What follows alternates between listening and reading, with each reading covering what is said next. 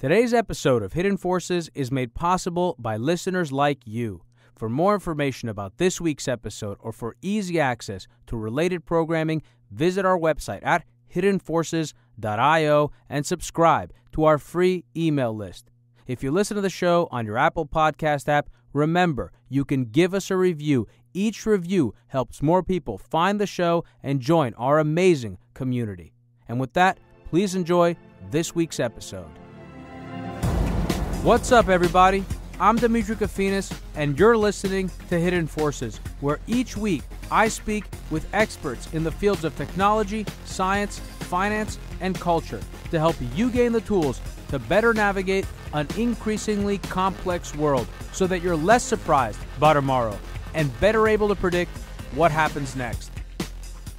My guest today is James Mulvenon, Vice President of Defense Group INC's Intelligence Division and Director of DGI's Center for Intelligence Research and Analysis. Dr. Mulvenon is an expert on the Chinese military and Chinese cyber issues and has published widely on Chinese military affairs, party-army relations, C4ISR, and nuclear weapons doctrine and organizations. He's a regular commentator on the Chinese military, cyber warfare, and Chinese industrial espionage, all of which we discuss in today's hour-long conversation.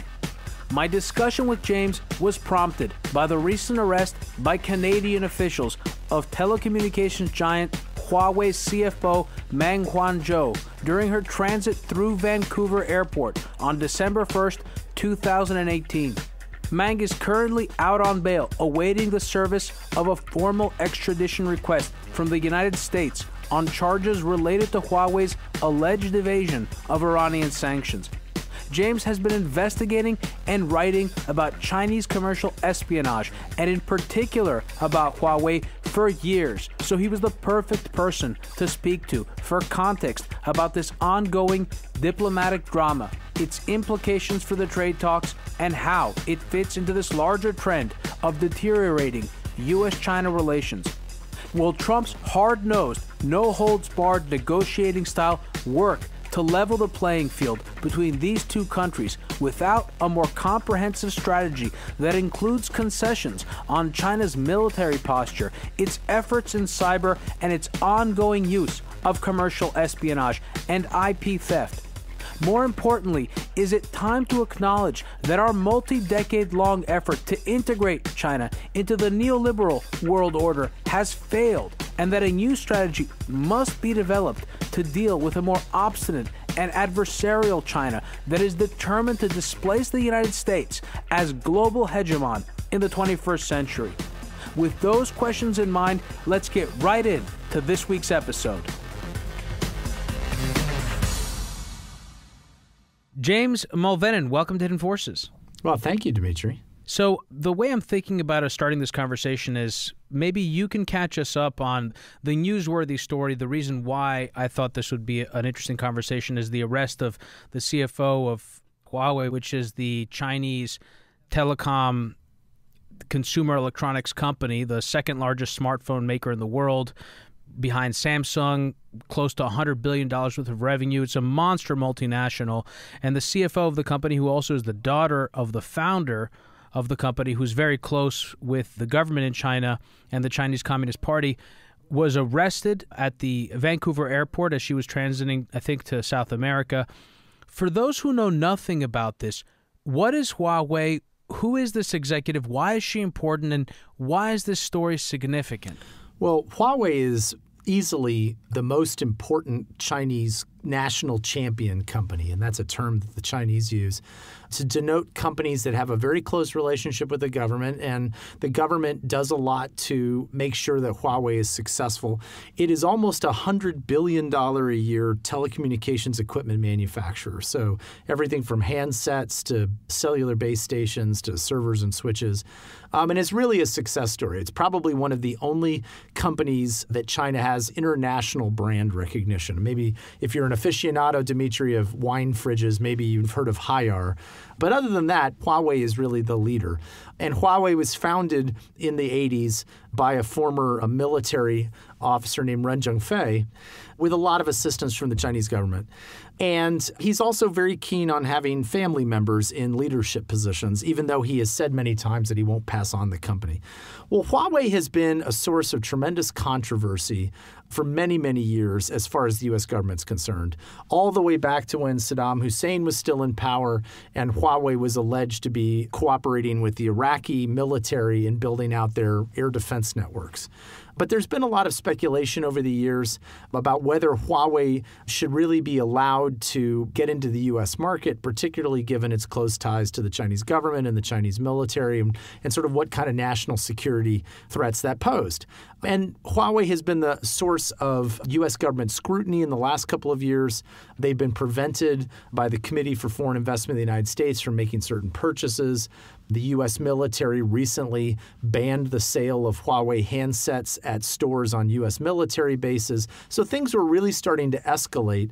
And there had always been this suspicion in the background that Huawei had been involved in violating the U.S. sanctions regime on Iran in the same way that the company ZTE did. Now, ZTE got a lot of press a couple of months ago because the United States government levered more than $1 billion fine on them for having illegally transferred U.S. technology to Iran, breaking the sanctions regime. Indictment for ZTE, there was a company called codenamed F7 that they said was doing the same thing. And everybody in the industry knows that F7 is really Huawei. And so the speculation in Washington for the last couple of months has been, okay, when are they going to drop a dime on Huawei? When are they going to actually do that indictment? And so what happened last week was that the CFO of Huawei, Meng Wanzhou, who just happens to be Ren Zhengfei's oldest daughter, as you said, was transiting Canada on her way to Mexico.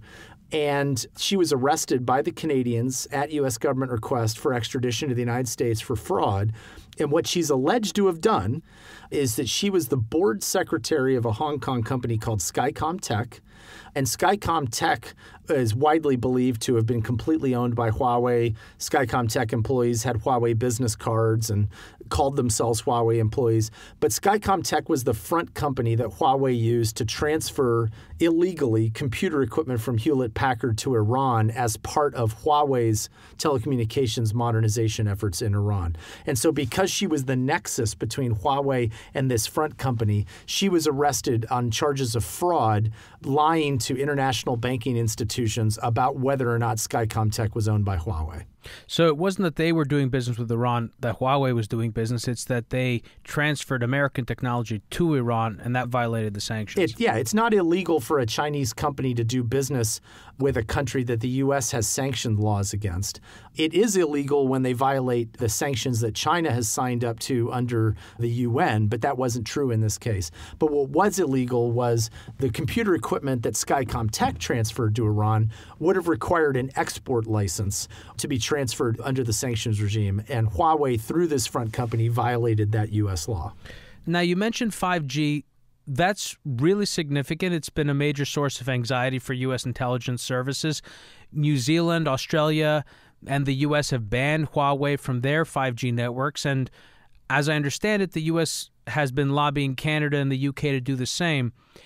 I'd love for you to give me your thoughts on why the move to 5G is so significant and why there's so much anxiety around giving a company like Huawei access to these networks. And then also, how much of this arrest was about the Iranian sanctions and how much of it was really about ring-fencing a company that the U.S. intelligence services and its Five Eyes partners thinks is too tightly interconnected with Chinese intelligence to allow it so much access? Now, let's take 5G first. I mean, 5G is the next generation of cellular, and I'm sure many of your listeners know that this is going to be this big leap forward. It's going to be sort of a mesh system that is going to dramatically increase bandwidth speed and also facilitate the introduction of billions more of these IoT, Internet of Things devices like cameras and, Ring doorbells and Nest thermostats, but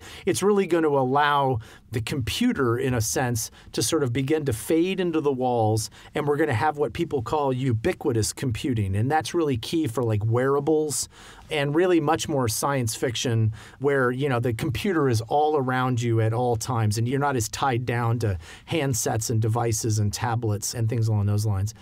Huawei, for its part, is actually, even though despite its beginning as a copier and someone who had illegally over-licensed technologies, now a legitimately globally innovative tech company and has really put all of its chips down on 5G and has a very impressive suite of technology related to 5G and has been deeply involved even in the development of 5G standards globally, such that Huawei, and this is a very important point, is the only global telecommunications equipment company that is currently producing the entire end-to-end range of 5G equipment. So everything from handsets to base stations to servers and switches and routers, right? Nokia, Ericsson, Cisco, Juniper, they make pieces of it, but Huawei is the only end-to-end, right?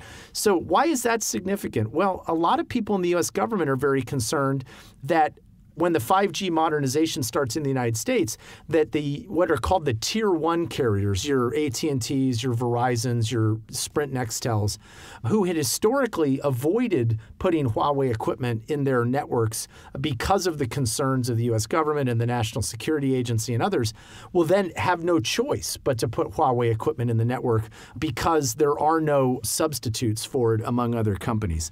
And so that's really been a big issue. And some of the moves that have been made preemptively, you mentioned the Australians and the New Zealanders. These are countries that are in the Five Eyes intelligence sharing relationship with the Brits and the Canadians in the United States.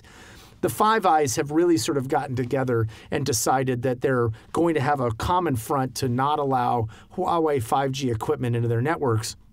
And that's why the arrest of Meng Wanzhou in Canada is so significant, because the Canadian government has not yet agreed to ban Huawei equipment in their networks. And so it creates a new source of friction with the Chinese on that issue. Supposedly, Donald Trump was unaware of this when he met with Xi Jinping in Argentina.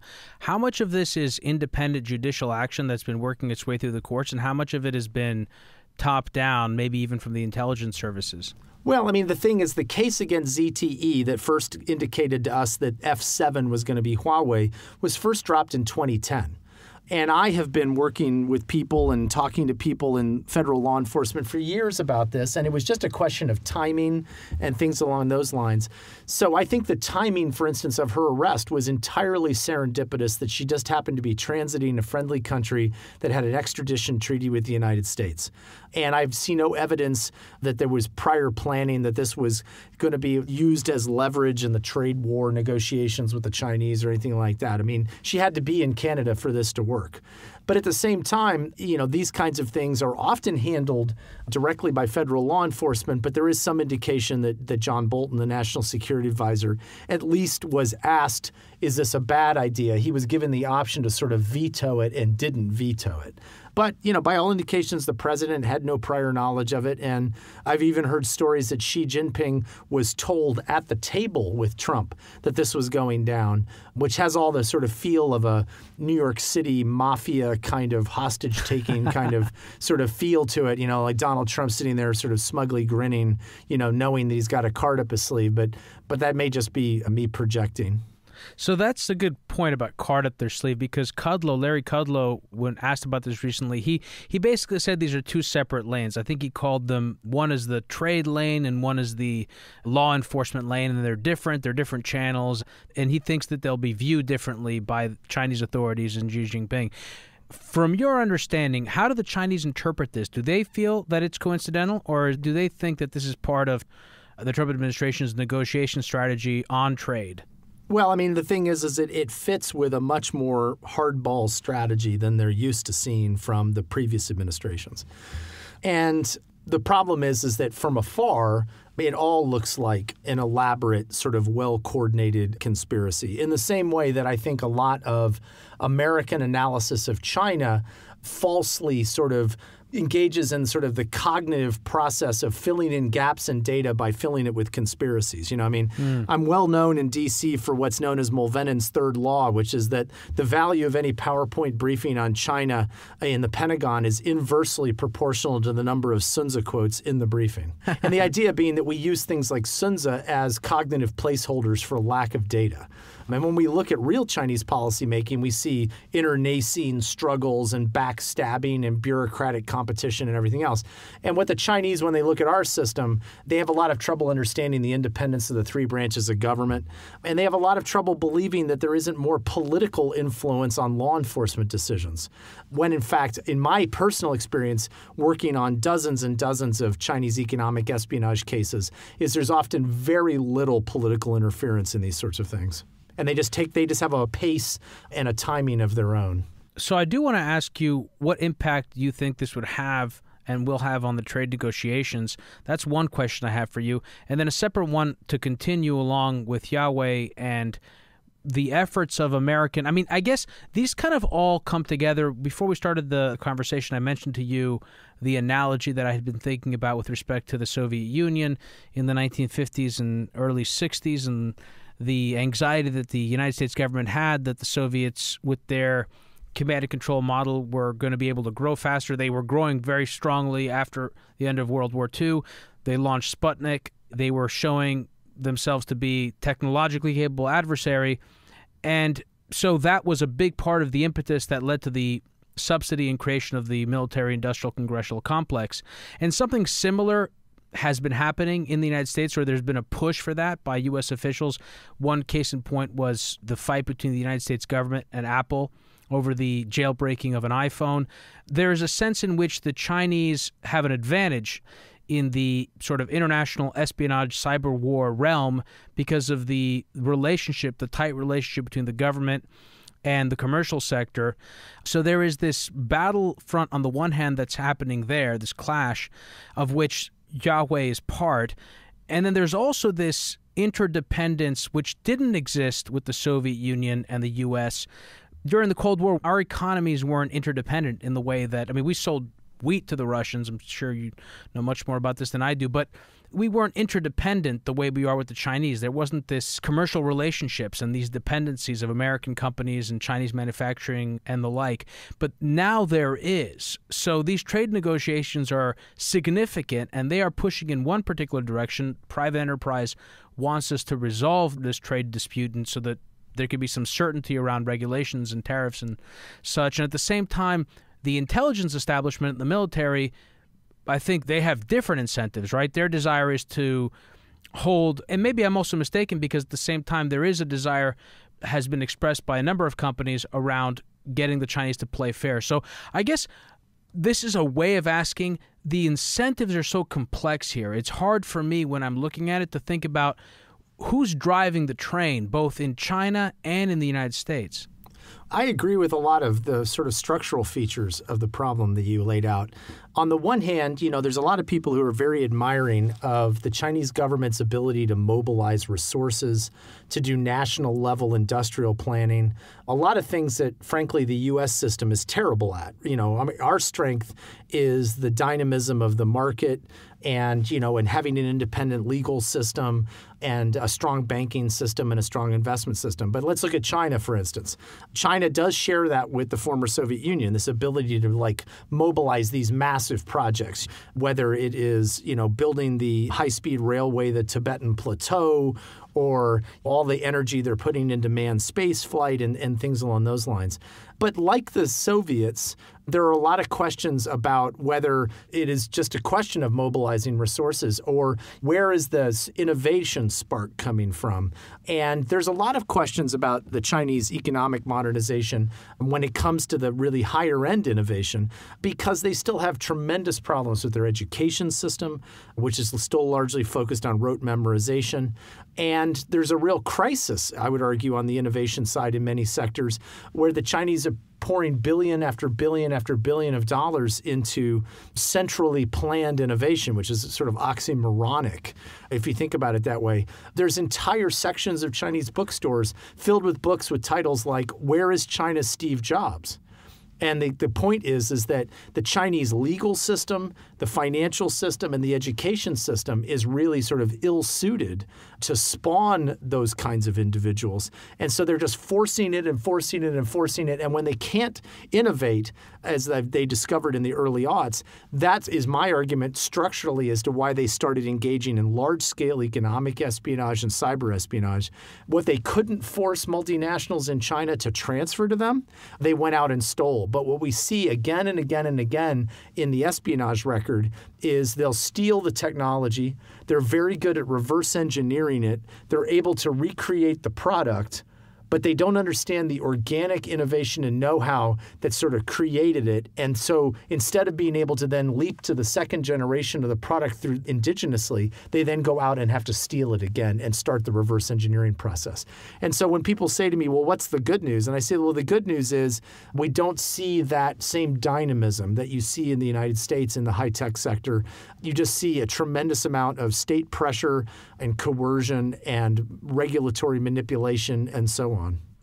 Is Huawei an exception to that? Because I know they've been accused of stealing or copying or reverse engineering a lot of Cisco's technology during their initial phase, but they seem to have transitioned to a place where, like you said, they're unique in that they are an end-to-end manufacturer and provider of telecommunications equipment. And I'm always careful to give them credit for it.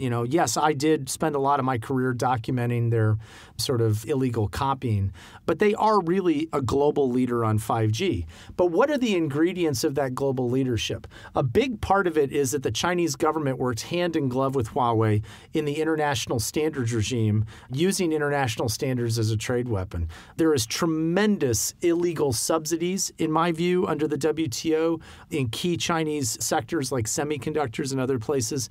And Huawei enjoys enormous advantages domestically that allowed it to grow, including the fact that it is very, very close to the regulatory ministry, which gives it tremendous advantage over foreign competitors and being able to exclude foreign competitors.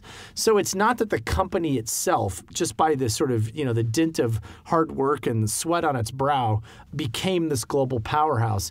It was encouraged and supported and helped all along the way by the Chinese government in a way that the U.S. government would never do to an American company. So we've had, going back to, I guess, to Nixon, but accelerated after the WTO, we've had this sort of frenemy relationship with the Chinese, but it's always felt like it was a temporary truce.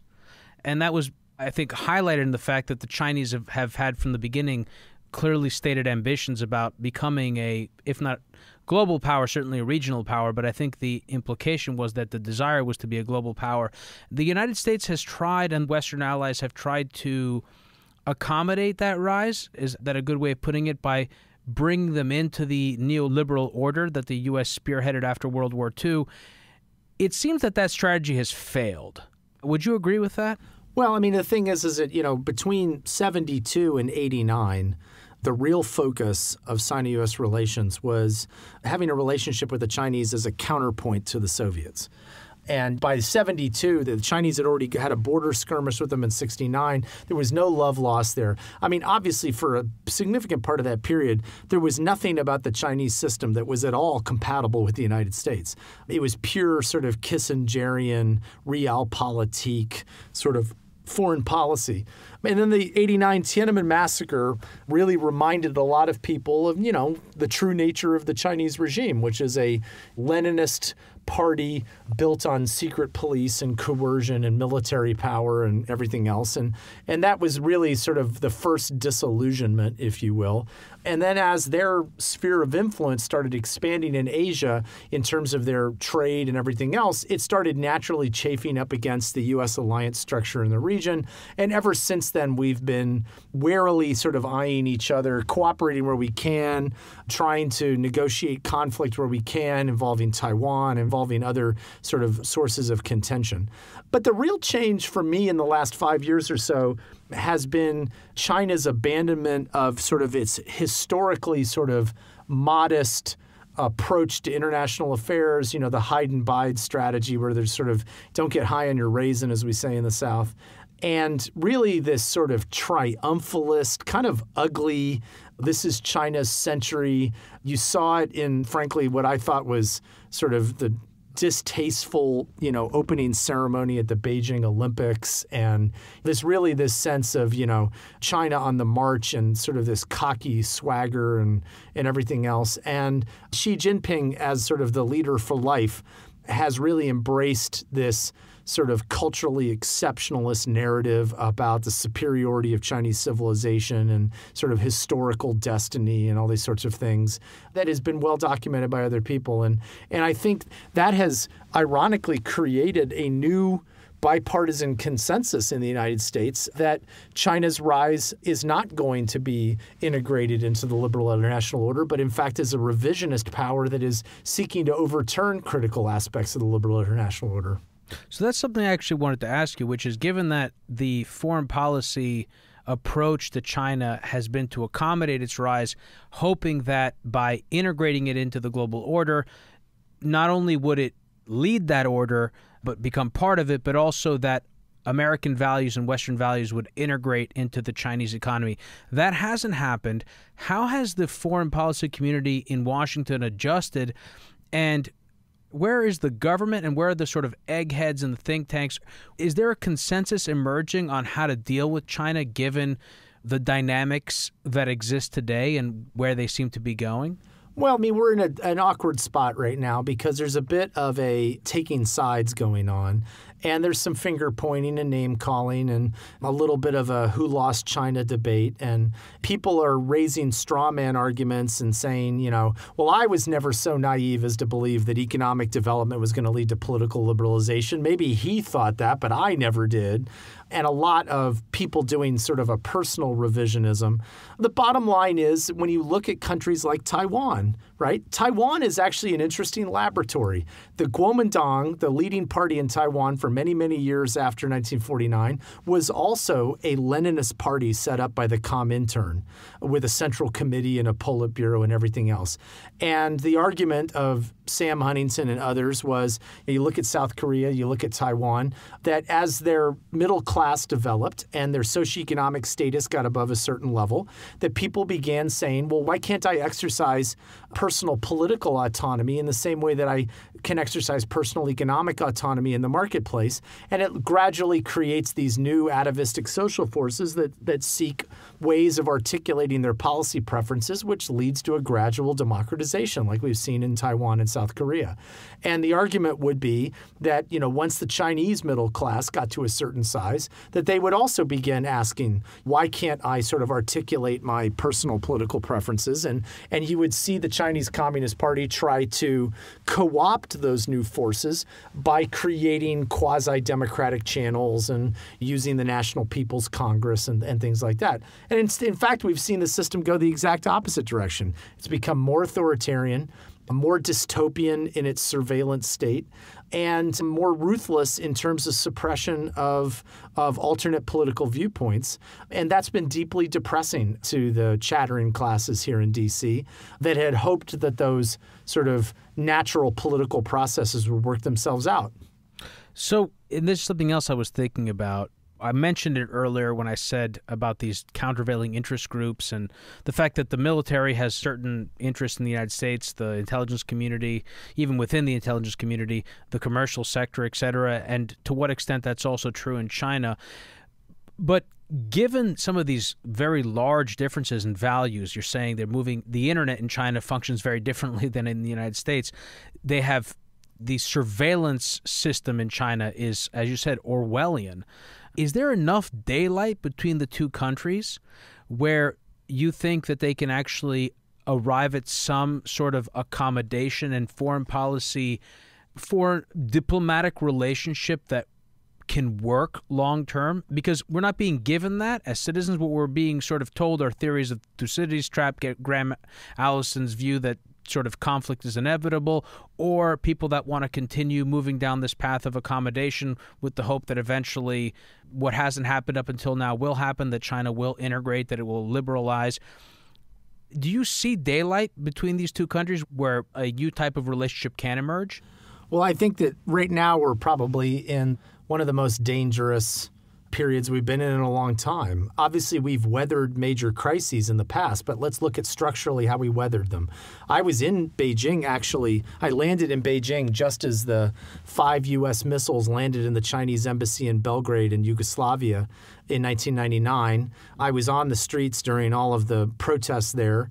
Obviously we had our own hostage crisis, as I'm allowed to call it because I'm not a U.S. government employee, involving the air crew of our EP-3A that it was forced to land at Lingshui airfield in Hainan Island after a Chinese fighter aircraft collided with it. But so how did we weather those crises? We had no crisis management mechanisms. The Chinese are terrible at strategic communications and escalation control because of the nature of their system. What the leaderships on both sides came back to was, at the time, was the strong standing pillar of Sino-U.S. relations was the trade relationship and the economic relationship, the business community. And the big change, Demetri, in the last 10 years has been the shaking and cracking of that final strong structural pillar supporting cooperative, mutually beneficial Sino-U.S. relations. And the reason was because companies now are finding it increasingly difficult to make money in China and were the victims of large-scale espionage and felt that they were being disadvantaged by regulatory ministries and industrial planning. And, the bloom was really off the rose of this idea that they had to go to China and they were going to make money in China, and that the Chinese economy was going to mature in a way where we could all make money together. Instead, the legal system and the political system and the government system all seemed to be stacked against Western companies succeeding on their own merits and seemed instead to be designed to force Western companies to partner with their natural competitor in the China market, transfer technology, and then have that national champion Chinese company push them out of the domestic market and then compete with them globally. There's been a tremendous disillusionment. And so that's my worry, is that the next crisis that comes along, we're not going to have that strong constituency saying it's worth it because we're making a lot of money here and the trade relationship is more important than any sort of small-scale foreign policy crisis. Kind of an interesting parallel. It's not exactly the same thing, but the European Coal and Steel Community, which eventually became the EU and EMU, the UK was not part of EMU, but the attempt had always been to use these superstructures and these relationships to tighten integration and make long-term union and stability more likely. And we've seen that break down in Europe with Brexit. And I feel like we're seeing something similar happening with China. No, I mean, I think that Marx would accurately describe the sort of fault lines in this superstructure arrangement. I mean, look at the breakdown of, what had been the so-called liberal international order on the international lending and funding side, right? So World Bank, IMF, embedded with Western notions of governance oversight and anti-corruption being undermined by the Asian Infrastructure Investment Bank and other Chinese initiatives like Belt and Road Initiative, where there's not going to be the same stressor in terms of governance and best practice. Who would you rather take your money from? The one who's going to tell you that you have to change your political system, or the one who is not going to change your political system? You know what's interesting, though, about that? The point you raised earlier dealing with the way that the Chinese government and regulations and laws have dealt with foreign businesses in China and compared to the narrative that they've put out. So a lot of companies and businesses have invested in China expecting and hoping that they'd be able to do business there, and then have found it increasingly difficult. Many have left, like prime case, obviously, Google. Similarly, you're talking about the Belt and Road Initiative and the foreign investments and the bilateral relationships that China has been engaged in abroad. A lot of those have also soured, right? So there is this, as I understand it, there is a narrative that China puts out, and it puts a lot of money and effort behind this propaganda that it's an open, liberal, let's say, economy with respect to businesses, and similarly in respect to its foreign policy, but a lot of that is backfiring. How is China navigating its attempt to sort of expand its influence internationally? Well, the thing is that, first of all, the plural of anecdote is data, right? So my father did business in China for many, many years selling nuclear radiation detectors.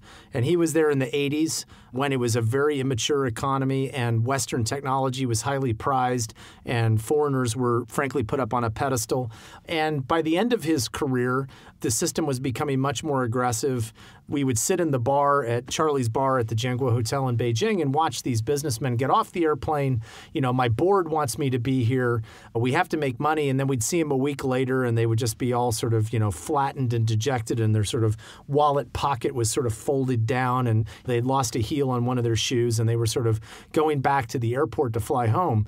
And it's just become increasingly difficult to do that. I mean, look at the person who introduced you and I, Demetri. Anne Stevenson Young was a lifer. I mean, she was a classic expatriate lifer who was there. She spoke the language. She was there to help companies, and she just got frustrated. And a week doesn't go by where I don't get an email from someone I knew who I thought would never in a million years leave China, who are leaving because they just can't deal with it anymore. They can't deal with the pollution. They can't deal with the bureaucratic hassles. I mean, they can't deal with the fact that they thought the system was going to get more level playing field. They thought it was going to get fairer. They thought the courts were going to get fairer. They thought it was going to get easier over time to do what they were doing. And in fact, what they found was they were just increasingly disadvantaged and frustrated. And many of them are leaving. Was there a certain turning point where this became more obvious for American businesses and international companies and individuals operating in China? Or has it just been a frustration that's built over time because of the unwillingness of the CPC and the government entities to reform themselves adequately? Well, there were a couple of key turning points, and I would particularly point to the financial crisis in 2008, where China was asked to take a leadership role internationally to help refashion the international financial system. And they said, nah, no thanks. We're still going to just keep our head down, and weathered the storm fairly well. And I think it actually had the unintended consequence of convincing the Chinese regime that their plan, that their course of sort of state-directed capitalism was superior to the free market model that they had been told for 20 years was really the ideal they needed to be working towards. What they saw in the financial crisis was the complete implosion of a lot of the shibboleths of that free market philosophy. And I think it caused them to double down on what they were doing, despite the incredible dysfunctional pathologies within the Chinese system. I think it gave them a false sense of confidence. And really, efforts subsequent to the international financial crisis to get China to change key structural aspects of their economy have fallen on deaf ears, I think. So how does the U.S. enterprise, American enterprise, how do we navigate this relationship now? We touched on before these two different areas of trade on the one hand and commercial espionage. Another way to maybe look at it is the commercial relationships and the geopolitical relationships and the tensions between those two.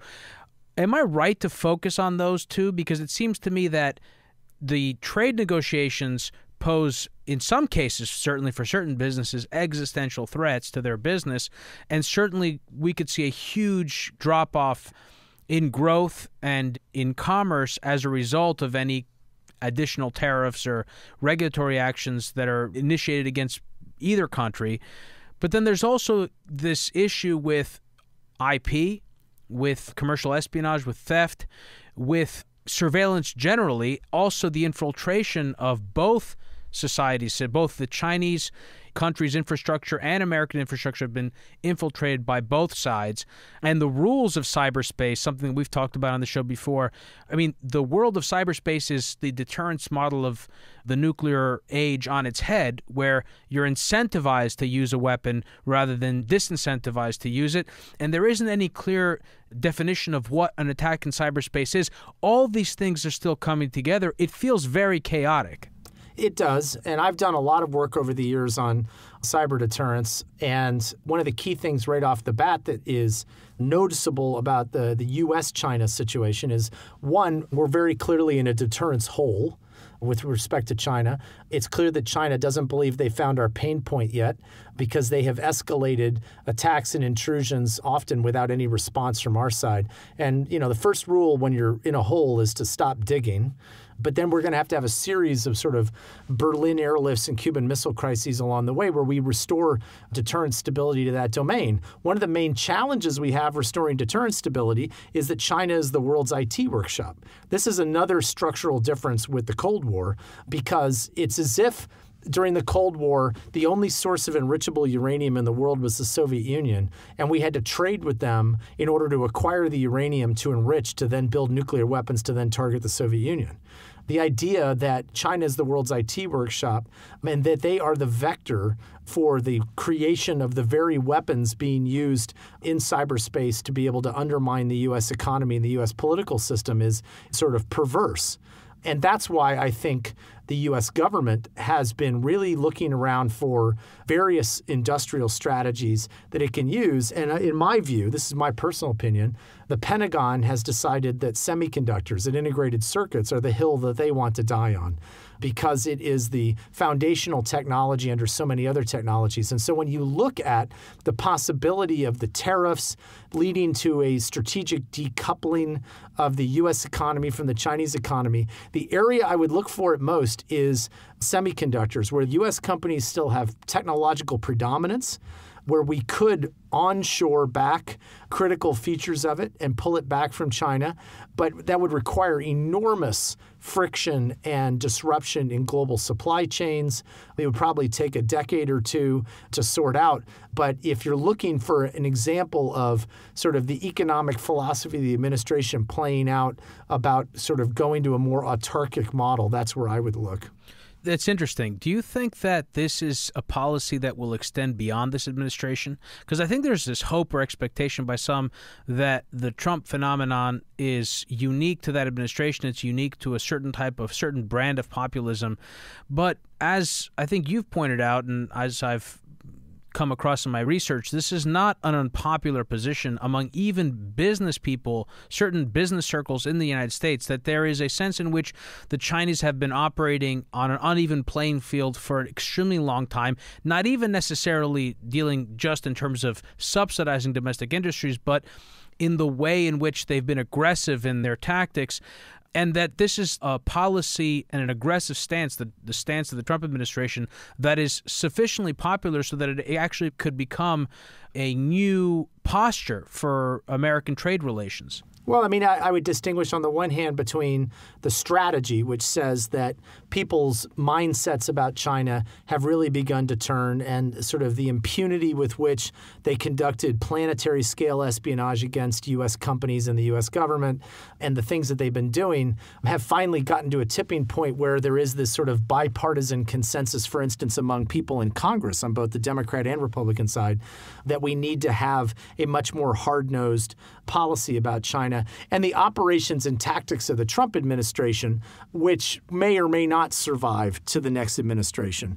And then you also have to factor in that China has been really put on its back heels by these moves by the Trump administration, and is very likely going to do some very reactionary and very volatile things in response, and that those reactions themselves may in fact solidify the post-Trump constituency that has a much more jaundiced view of China. You're saying the Chinese will react in a volatile manner in response, or the Trump administration? Yeah, the Chinese have a long history of misunderstanding the mechanisms of American democracy and acting in ways that really shoot themselves in the foot, and largely to placate their own domestic constituencies and because of the lens with which they view things. So China has proven itself many, many times fully capable of overreacting to this phenomena, overcorrecting, and in fact creating the self-fulfilling prophecy of a much more aggressive, hostile China that is in direct competition with U.S. interests. Do you think that there have been benefits to the Trump administration's aggressive stance, that this is something that the need to confront China was something that was going to have to happen one way or the other? And then the second question is, do you agree with the way that it's being done? How could it be done better? I mean, what is your view on that? Well, I mean, the thing is that, you know, a lot of the areas that I do research in, I guess I can say that I appreciate that this administration is a little bit more risk acceptant in terms of being able to push back on some of this activity. When you study China's cyber and Chinese illegal tech transfer, as I have for the last 20 years, it was easy to despair and ask yourself, were we ever really going to systematically push back on this behavior? And so we are now finally, and the administration has to be given credit for that because it is more risk acceptant. At the same time, I think that the real problem that I see right now is the incoherence of the execution of that strategy. The Chinese side is just flummoxed. Who are they supposed to listen to? Are they supposed to listen to Mnuchin, Kudlow, Kushner, Lighthizer, Ross, Navarro? Combinations of all six? There's a lack of management of the message that is driving the Chinese side crazy, and they keep sending wave after wave after wave of barbarian handlers to U.S. think tanks to try and figure out, who in the leadership of the Trump administration is the person we're supposed to be listening to. And the conclusion a lot of people are drawing is whoever the last person the president talked to. That there isn't really a coherent policy, and that, in fact, much of this is driven by political motivations. Or political instincts? Well, I don't know whether my wife is going to allow me back in the house tonight, but there is an economic philosophy at the heart of the Trump administration. I'm not an economist, and so I can't judge it one way or the other, but it is a view of the value of tariffs, that preference for bilateral trade negotiations vice multilateral institutions. They have a point of view. And they are executing that point of view. And I know a lot of people disagree with it and think it's wrong. And then a lot of other people, look in the Rust Belt in the United States and say, has globalization really been good for us? It's been good for the sort of bougie class and who shops at Whole Foods, but has it really been good for people in the hinterland? And that was really the constituency that the president tapped into. Now, I don't believe that the coal jobs are going back to West Virginia, and I don't believe that we're going to build more cars in the United States. But there is somewhat of a philosophical coherence to the view. Whether it's right or wrong, I can't be the judge. It's interesting. It seems to me that much of the conversation of the debate, at least in the media and certainly coming out of official channels of the administration, has been around trade, manufacturing, helping the American worker. But it seems like what really matters to China and what the really big story here is not about any particular tariffs or rebuilding American manufacturing. It's really about figuring out a more sustainable strategy and a way to deal with what is becoming increasingly clear to be a major geopolitical adversary of what has been the global hegemon for the last 70 years, namely the United States.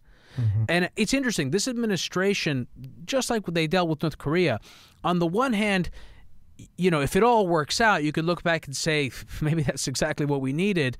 But on the other hand, it is scary and it feels uncoordinated. And you mentioned people from the Chinese administration coming to the United States trying to figure out, who's leading what policy.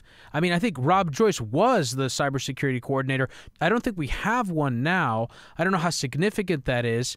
How much does the public appreciate, and maybe am I overestimating the importance of the need to develop some sort of new strategy for dealing with China? Well, the thing is that, there are good people in the system. Rob Joyce was an excellent leader. And when they got rid of him, they said that they were going to have a new cyber coordinator. And then Mr. Bolton came in and said, we didn't need one. And he was just going to assign them as other duties to his new Deputy National Security Advisor, Mira Rickerdell, who was just cashiered for apparently stealing Melania's seat on an airplane. And I heard about that. And denying resources to her staff from the NSC. So Mira Rickerdell is gone. So she was supposed to be the part-time cyber coordinator, and I'm not exactly sure that anyone has replaced her. So certainly a diminution of the importance of cyber that doesn't accord with the sort of strategic salience of it. But at the same time, to your argument about basically, you could crudely say it, maybe only a Trump could negotiate with a Kim Jong-un. Maybe only a Trump could go toe-to-toe with a Xi Jinping.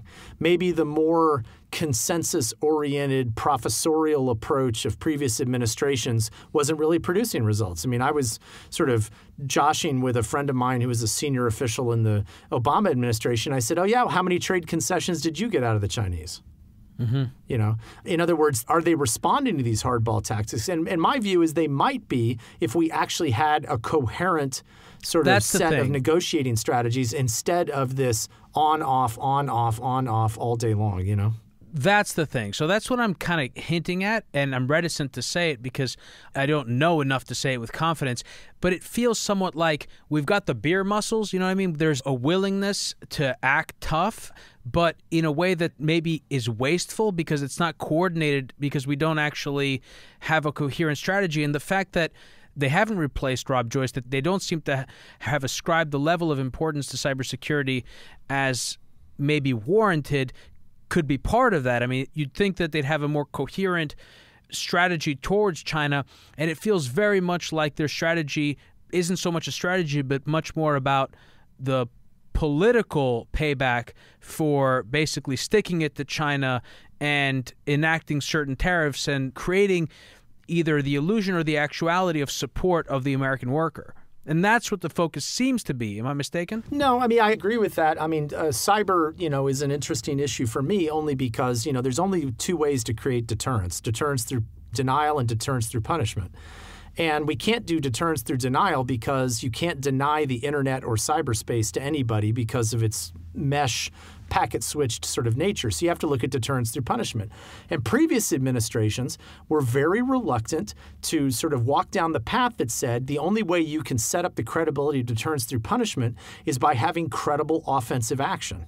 And this administration, when you read the DoD cyber strategy, when you read the documents coming out of the Trump White House, and when you listen to the speeches of the NSA director and Cybercom lead, do understand that we needed to be more aggressive and risk acceptant on the offensive side in order to establish deterrent stability. And so that's an example where maybe the sort of norm and tradition breaking of this administration has actually moved us advertently or inadvertently into a strategic space that's actually better for U.S. national interest. Do we need to develop an international attribution and sanctions regime that sanctions companies that benefit from cyber espionage like the kind we're describing? And do we need to engage in the kind of counterintelligence outreach to companies that the Chinese do? I mean, does there need to be that level of support and collaboration and cooperation by the U.S. government? Is that right? Well, what you're let's look at two good examples. I mean, I fought these wars for years internally about how we were going to shape Chinese cyber behavior in a way that they wouldn't engage in commercial espionage on behalf of their state-owned enterprises. And one of the first attempts was to indict 5 low-level operators of Unit 61398, which did nothing, right? But then when the president put out an executive order putting in place a set of cyber sanctions against the senior executives of Chinese state-owned enterprises that benefited financially from commercial espionage by Chinese state actors, almost immediately, the head of the political and law leading small group, Meng, flew to the United States and sort of said, I have the authority to negotiate anything right now. And that led to the Rose Garden promise by President Xi that they were going to tone down their commercial economic espionage activity. And why did that work? It worked because, money talks and bullshit walks, right? I mean, the thing is... So is that part of Executive Order 13694? Yes, sir. And so the issue is those high-ranking individuals, the heads of Sinopec and CNOOC and Sinochem, are really much more senior Communist Party apparatchiks than they are oil executives. And they are appointed to be in those positions by the Chinese Communist Party and are deeply connected to the factional networks within the leadership. And so you were really striking the administration where at its most vulnerable position, which was the financial equities of these executives. And to be put on an Interpol Red Notice list and to not be able to go to Davos with all your other bougie Davos friends, and to be able to pay your daughter's Harvard tuition with your ill-gotten gains was going to be a real problem. And so this is my argument about why, just to bring us full circle, Demetri, the Meng Wanzhou arrest is in many ways striking at that same aristocratic red capitalist elite that is deeply connected to the Chinese Communist Party and is really sort of the opening salvo in what later this week is going to be a whole series of announcements about Chinese intrusion groups, very likely an official repudiation of China's Rose Garden promise by saying that China is now engaged in large-scale commercial economic espionage again and has violated that promise. Perhaps even laying the groundwork for a new, more penetrating executive order on cyber sanctions that specifically names Chinese Communist Party and government officials, and so on and so forth. And maybe even a large-scale announcement about a U.S. government strategy on preventing Chinese 5G equipment from being in the network, and maybe even a new industrial planning strategy with U.S. and European companies to counter it. I mean, all of these things could potentially be in the works, and for me are all of a piece of the part of the strategy we've been talking about.